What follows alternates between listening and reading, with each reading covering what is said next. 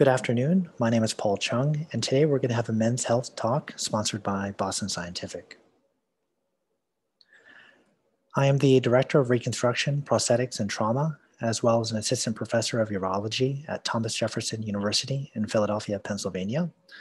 I see patients in Center City, Philadelphia, South Philadelphia, at the Navy Yard, as well as in Cherry Hill, New Jersey. I did my medical school training at Thomas Jefferson University. I did urology training in Dallas, Texas at the University of Texas Southwestern, and I did specialty training in urology reconstruction, prosthetics, as well as trauma at the University of Washington in Seattle, Washington. So what we're going to talk about today is understanding erectile dysfunction as well as the treatment options. And we're going to review what is it, who has it, as well as what causes it. Erectile dysfunction in general is the persistent inability to achieve or maintain an erection firm enough to have sexual intercourse. And this can mean something different for each individual person. For some people, they might not be able to achieve any erection. For other people, they might be able to achieve an erection, but it might be inconsistent and can vary day to day. For some people, they might be able to obtain a good erection, but is short-lived and doesn't last to their satisfaction. We as men don't do a good enough job talking about erectile dysfunction with each other. And we can really improve that by being more open and helping to educate other people like we're doing today. Erectile dysfunction is actually quite common. It occurs in at least 1 in 5 American men who are older than 20 years old, and experiences occur in at least half of men over the age of 40, and in total that's at least 39 million men in America. When you get an erection, your brain is sending a signal to the blood vessels around the penis. And this allows the blood vessels to relax so that the blood can flow into your penis, giving that fullness within your penis. However, in order to have the erection maintained, the blood needs to stay within the penis and it cannot exit too quickly. So you can see that if you have any type of issue with the nerve system, with not enough blood flowing in or too much blood flowing out, then this can result in erectile dysfunction. And patients can have a combination of each of these issues, and it's very important to undergo an evaluation to help identify what the cause may be. And we'll talk about that a little bit further. For patients who have erectile dysfunction, they often ask, doctor, why did I get this and what might have caused it? The top 3 physical causes include vascular disease, diabetes, and medication. These can be due to heart disease, as well as high blood pressure. And sometimes it can be even medications caused, prescribed by another provider, perhaps for depression or even high blood pressure. Erectile dysfunction can also be an issue for patients who are prostate cancer survivors and those who have even had heart disease. Treating erectile dysfunction and addressing erectile dysfunction is very important because it's a major factor of quality of life. And you can see that it can affect relationships, it can affect one's confidence, it can affect one's vitality, and you can imagine how it can really play a role in mental health. So many my patients might also have a history of diabetes. So for many of them, the erectile dysfunction is a direct cause of the diabetes. And it's really important to understand that because I really try to encourage patients to continue to work on their diabetes, because although they may have erectile dysfunction, we don't want that diabetes to cause further injury to their function, and we don't want them to progress further. In general, we know that erectile dysfunction occurs at least 10 to 15 years earlier in men with diabetes. And we also know that men who have erectile dysfunction may be less responsive to oral treatments if they have diabetes. And we know that 1 in 2 men with diabetes are going to have some type of sexual dysfunction caused by the disease. In general, factors that may increase erectile dysfunction in men with diabetes can include increased age, increased duration of diabetes, whether or not their diabetes is controlled, and whether they've had kind of a systemic or other body symptoms of diabetes, such as peripheral neuropathy or even loss of limbs. So when I see patients with erectile dysfunction, I do a thorough evaluation as well as a discussion about their medical history and family history to ensure that they're not at risk for cardiovascular disease. When people have erectile dysfunction, it's commonly due to injury to blood vessels. While the blood vessels within your penis are much smaller than the blood vessels within your heart. So what we have identified is that patients who have erectile dysfunction may be at risk for having heart disease in the future. So I commonly encourage my patients to have a strong partnership with the primary care physician. And sometimes I'm even going to send patients to a cardiologist so they can get evaluated for cardiovascular disease so we can help protect them from these other medical issues which may come down the line. Many of my patients are prostate cancer survivors. And although we're talking about prostate cancer in this slide, many other cancer survivors, such as those who've had lower colon cancer or rectal cancer or anal cancer, may also be patients who are suffering from erectile dysfunction. But in general, patients who have had any type of surgery or radiation to the lower pelvis may have injury to the nerves which help to provide signaling to the penis to get an erection. And this can be a common cause for this issue. Overall, erectile dysfunction affects around 25 to 75% of men who are prostate cancer survivors. And it's not just limited to those who've had surgery only. Patients who've had radiation also can have sexual dysfunction as well. Erectile dysfunction can also be related to Peyronie's disease. And Peyronie's disease is abnormal curvature of the penis. Peyronie's disease occurs in at least 6% of men. You can imagine that this is also an area that's very difficult for men to talk about. So we actually suspect that the number of men who might suffer from Peyronie's disease may be even higher. But in general, Peyronie's disease is a development of a scar within the penis, and this scar tissue causes curvature and even painful erections. You can imagine it might be difficult to penetrate, and that this discomfort can also be for the person who's receiving the penis as well. So this can result in an inability to have sexual intercourse. It can result in decreased ability to maintain or achieve an erection. It can result in a lot of stress about the cosmesis of the penis as well as the function, and can affect relationships. So we really encourage patients who have Peyronie's disease to please seek out care so that we can help them. There are many options that do exist to not only help improve erectile dysfunction, but also the curvature.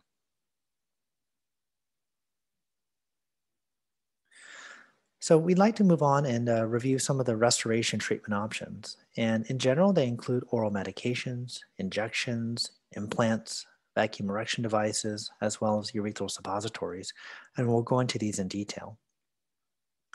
Oral medicines, or otherwise known as PDE-5 inhibitors, are what people are going to commonly start with. These include Cialis, Viagra, Levitra, Stendra. Other names for these include tadalafil, sildenafil, for example. And these medications work to increase blood flow into the penis so that a patient might be able to get an erection and be able to sustain it. There are some challenges with these medications. They commonly need to be timed in preparation for sexual activity. And one of the challenges with that is sexual activity is often spontaneous. But in general, these medicines need to commonly be taken about 1 hour before activity. They do require sexual stimulation. And for some of these medicines, they need to be taken on an empty stomach. These medicines can be effective in approximately about 60 to 80% of cases. However, for many patients, it might help slightly, but not really truly get them where they would want to be in the end. Almost half of the men with erectile dysfunction after prostate surgery are going to stop taking medications such as this. And as we discussed earlier, people with diabetes are 1.5 to 2 times more likely to require other treatments. So these are medicines that are commonly prescribed by a primary care physician, sometimes even a cardiologist and a urologist. However, the problem is many people don't know that even though this medication might not work, that there are other options that exist.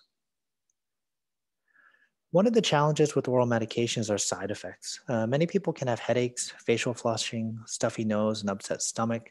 Some people even might need might see a blue color within their vision.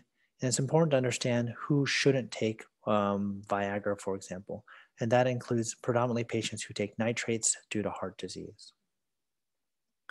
Another type of treatment option is a vacuum erection device. This is a hollow tube which is placed over the penis. It applies a suction to the penis to draw blood into the penis, and then a rubber band is placed at the base of the penis to help keep the blood in. You can imagine that this is a non-medical and a non-procedure way to achieve an erection. However, it can be difficult for many patients to learn how to use this device and to feel comfortable using the device. It can work. Satisfaction rates are around 68 to 80%. However, despite it being successful in this manner, many patients are going to stop using this due to the lack of spontaneity, due to the awkwardness in using the device. Some of the side effects can include blocked ejaculation, bruising of the penis, discomfort of the penis, as well as numbness or coldness of the erection and penis. And most of the reasons why people are going to stop using this is because the erections are insufficient for penetration, it's cumbersome to use, and it's not spontaneous. Another type of treatment option is a urethral suppository, commonly referred to as Muse or alprostadil. This is a medicine that's less prescribed these days, and you'll see why as we discuss how it's used. It can be effective in about 40 to 65% of patients, but 40 to 50% of men will really stop using this medication after a few months.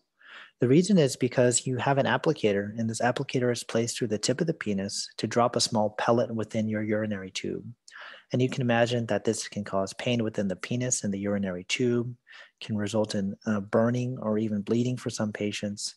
And it's difficult to adjust the dose of this medication, and it can be quite costly. Another excellent way to get erections is with penile injections, or otherwise called intracavernous injections. These are injections that are taught to the patient by the physician or by the physician's team. And what we're doing is injecting a strong amount of medication directly right where it needs to go. I'd say that the injections aren't necessarily painful, but more of a pinch on the skin. They can be highly effective and result in satisfied patients. One of the challenges of it, though, is that the person needs to feel comfortable using the injection. Often, the medication also needs to be refrigerated or frozen, and that can result in decreased spontaneity. And you need to have a comfortable relationship with someone to be able to use injections or a vacuum erection device, because sometimes it requires explanation. For some patients who are doing injections, they can feel pain.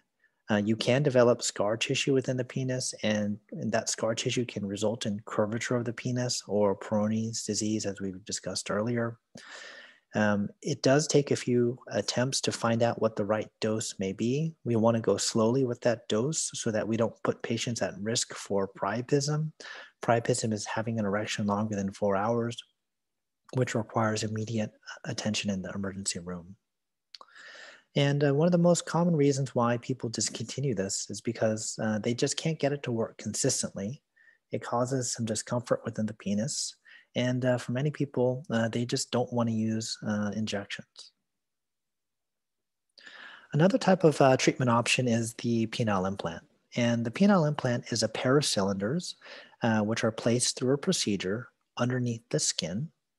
And these cylinders are either inflated or always firm to help provide a strong erection sufficient for penetration. There's a few types of penile implants which we will review, but in general, these implants are highly satisfactory and effective for patients. Some reports have shown that at least 98% of patients reported erections excellent or satisfactory. And these studies have also evaluated partners who have had shared similar benefit from the device. At about 7 years, most of these implants are going to still be working. In one study, 94% of them were working. However, I'd like to compare these to a car. A car is not going to last forever. Very similarly, just like you might need to change your car, you might need to require some revision of the implant during its lifetime. There are some side effects with the placement of the implant. These can include initial postoperative genital pain, which is to be expected after any type of procedure. As we discussed, this is a mechanical implant, which we'll review in the next few slides. So it does require some maintenance as well as some revision. It can result in a low risk for infection, which may require removal. And some patients might need revision or repeat surgery in the future. So some of the misconceptions of these implants are that someone might be able to see it, and that's not the case. These implants are underneath your skin. They're concealed in a natural way. One of the most basic type of implants is a malleable implant, which you can see on the left side of your screen. This is the older version called a Spectra. There's a newer version called a Tactra. But this is a concealed penile implant, which is completely underneath the skin. The benefit of a malleable implant is that it's always firm, so it makes use of the implant easy. It is concealed and it can be bent up, down, left, right per the patient's desire, and is always ready for use. However, for some people, since it's always firm, that can be a real disadvantage to them because they want a more natural look, and there are other options available. You can see in the middle and on the right side that we do have inflatable implants. These allow the most natural, flaccid look. And in order to inflate the implant, it requires a pump. So as you can see in the right side, for the AMS 700 device, there is a pump within the scrotum. We don't remove your testicles and you don't squeeze your testicles. You're able to identify this pump and you're able to pump it. And what it is doing is transferring fluid from a balloon, and that balloon is placed in your abdomen. You can't feel it, you can't see it. And as you pump the pump, it's going to transfer fluid from the balloon and into the cylinders to give you a rigid erection. So this is a video showing how it might work.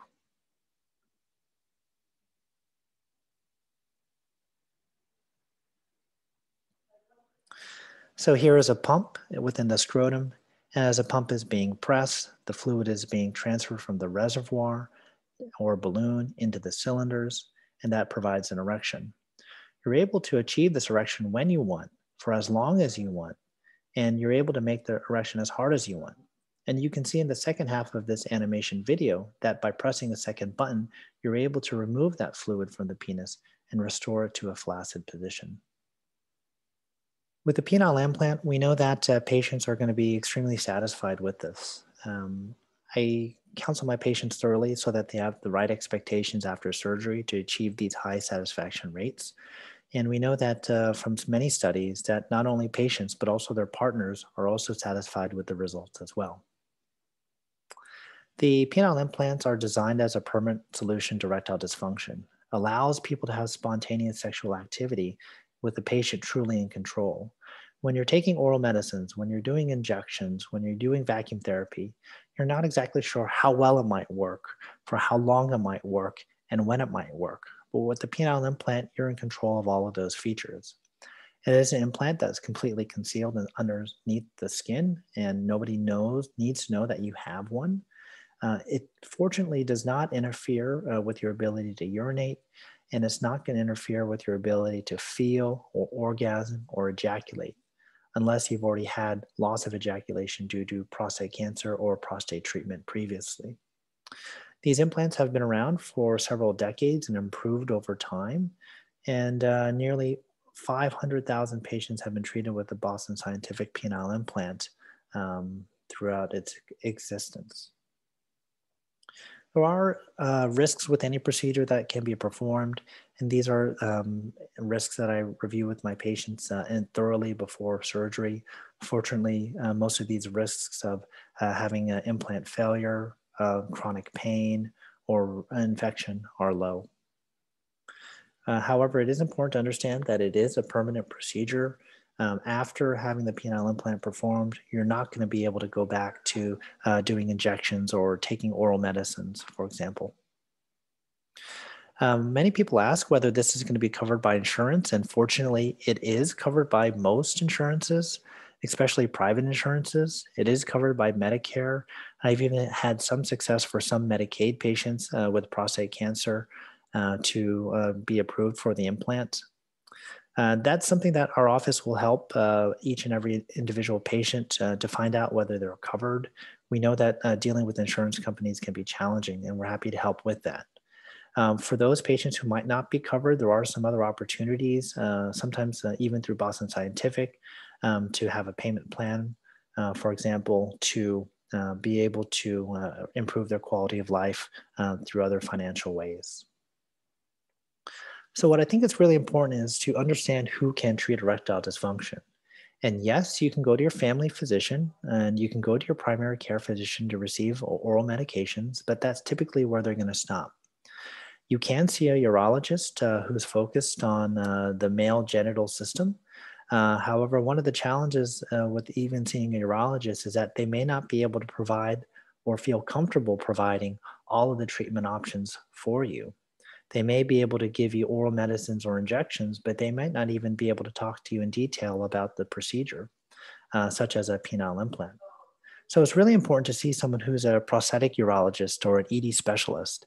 And this is someone like myself who is specifically trained in men's health, erectile dysfunction, and how to perform basic as well as complex penile implant procedures. It's very important because the evaluation for erectile dysfunction starts with basic things such as blood tests, but it also may include more specialized examinations such as ultrasound of the penis to really understand the blood flow.